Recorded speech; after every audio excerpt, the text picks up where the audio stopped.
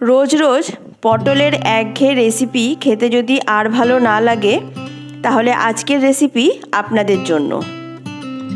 दुपुरे गरम भातेर पाते पटलेर एई पदटी थाकले आर अन्य कोनो पदेर प्रयोजन हबे ना।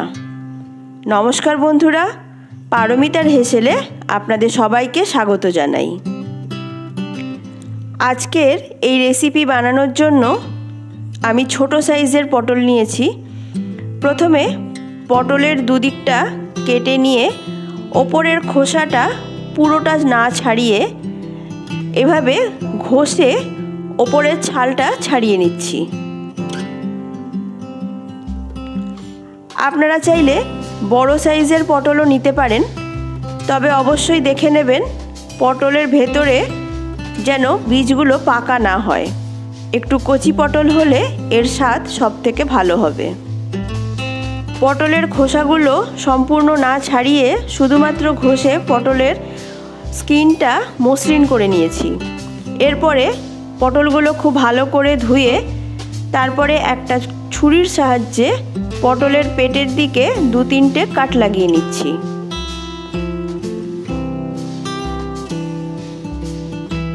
প্রতিটা পটলে আমি একই পদ্ধতিতে দু তিনটে কাট লাগিয়ে নিয়েছি।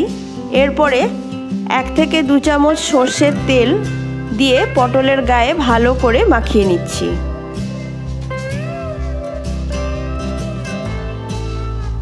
আমার চ্যানেলটি সাবস্ক্রাইব করা না থাকলে চ্যানেলটিকে সাবস্ক্রাইব করার অনুরোধ রইল, আর পাশে থাকা বেল আইকনটা প্রেস করে দেবেন, তাহলে আমার দেওয়া প্রতিটি ভিডিওর নোটিফিকেশন সবার আগে আপনাদের কাছে চলে যাবে। এখানে আমি একটা স্টিক নিয়েছি।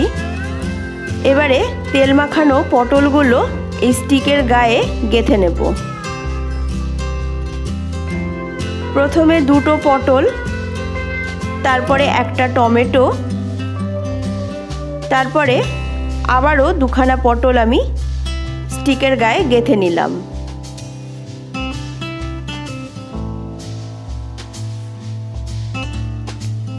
এইভাবে আমি আরও একটা স্টিক রেডি করে নিচ্ছি। দেখুন এখানে আমি দুটো স্টিক রেডি করে নিয়েছি। আপনাদের কাছে যদি স্টিক না থাকে তাহলে একটা জালি নিয়ে জালির ওপরেও এই তেল মাখানো পটলগুলো এভাবে সাজিয়ে নেবেন। গ্যাসের ফ্লেমটা অফ করে এরপরে পটল আর টমেটো খুব ভালো করে দুদিকটা সেঁকে নেব।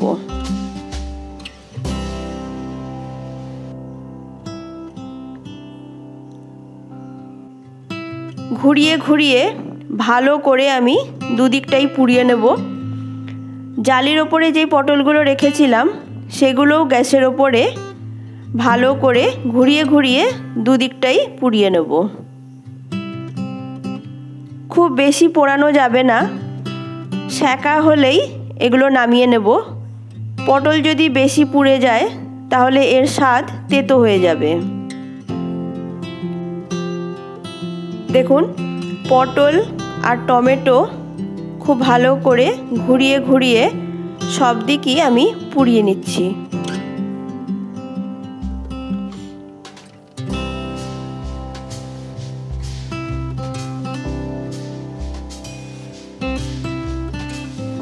পটলের গায়ে কাট লাগানোর ফলে পটলগুলো ফাটার সম্ভাবনা কম হয়ে যায়। আপনারা অবশ্যই পোড়ানোর সময় পটলের গায়ে দু তিনটে কাট লাগিয়ে নেবেন।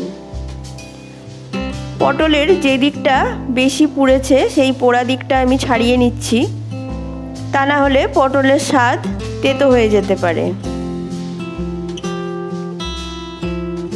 শুধুমাত্র যেই অংশগুলো বেশি পুড়ে গেছে সেই দিকের খোসাগুলোই ছাড়িয়ে নিচ্ছি।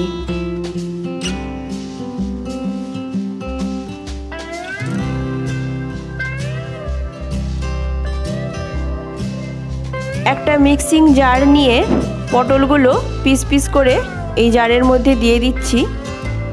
পটল আর টমেটোর একটা পেস্ট তৈরি করব।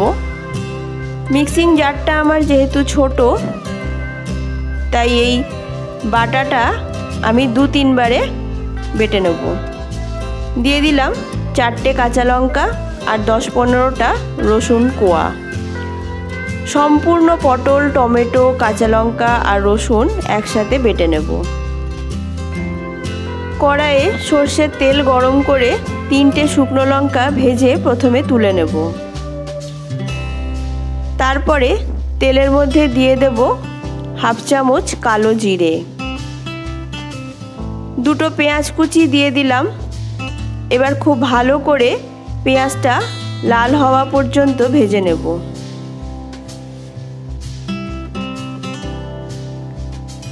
দেখুন পেঁয়াজটা বেশ লাল করে ভাজা হয়ে গেছে। এবার এর মধ্যে বেটে রাখা পটলটা আমি দিয়ে দিচ্ছি। ওপর থেকে দিয়ে দিলাম সামান্য নুন, সামান্য হলুদ আর কাশ্মীরি লঙ্কার গুঁড়ো। এরপরে সম্পূর্ণ বাটাটা খুব ভালো করে কষিয়ে নেব যতক্ষণ না এটা শুকনো হয়ে যাচ্ছে। ভেজে রাখা শুকনো লঙ্কার সাথে দিয়ে দিলাম সামান্য নুন। এরপরে নুন আর শুকনো লঙ্কা খুব ভালো করে হাত দিয়ে ঘষে ঘষে গুঁড়ো করে নেব। গুঁড়ো করা শুকনো লঙ্কাটা দিয়ে দিলাম এই পটল বাটার মধ্যে। এবার খুব ভালো করে এটা ততক্ষণ কষাবো যতক্ষণ না এটা শুকিয়ে সম্পূর্ণ কড়াইয়ের থেকে ছেড়ে আসছে। যে কোনো ভর্তাতে ভেজে রাখা শুকনো লঙ্কা যদি দেন তাহলে এর স্বাদই অন্যরকম হয়ে যায়। দেখুন কড়াইয়ের থেকে পুরো বাটাটাই কেমন ছেড়ে ছেড়ে আসছে। এই অবস্থাতে এর মধ্যে দিয়ে দিলাম কিছুটা ধনেপাতা কুচি। খুব ভালো করে সব কিছু মিশিয়ে নিয়ে আমি একটা প্লেটের মধ্যে সার্ভ করে নেব।